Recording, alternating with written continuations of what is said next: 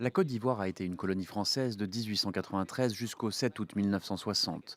Pendant les premières années de cette période, des mouvements de résistance contre les colons se sont formés, notamment celui mené par Samori Touré. En 1932, de nouvelles protestations émanent cette fois des propriétaires autochtones de plantations de café et de cacao. Ils disent être victimes de discrimination par rapport aux propriétaires européens. Leur chef est un certain Félix Houphouët-Boigny, l'homme clé des décennies suivantes.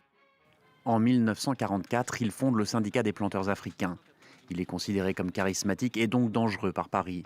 Mais progressivement, il se rapproche de la France et devient même ministre du gouvernement français en 1956. Au moment de l'indépendance, 4 ans plus tard, il décide de garder des relations très étroites avec Paris. C'est l'époque de la guerre froide et il choisit clairement son camp. On lui prête l'invention du terme France-Afrique qui, au départ, selon lui, soulignait les liens très forts entre les deux entités.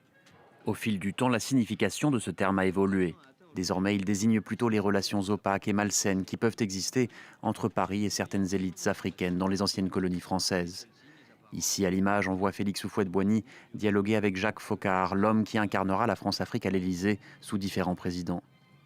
À l'indépendance, Félix Houphouët-Boigny instaure un régime à parti unique.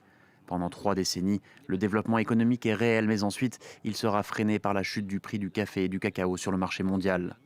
Félix Houphouët-Boigny dirige le pays avec fermeté et ce n'est qu'en 1990 qu'il instaure le multipartisme. Il meurt 3 ans plus tard.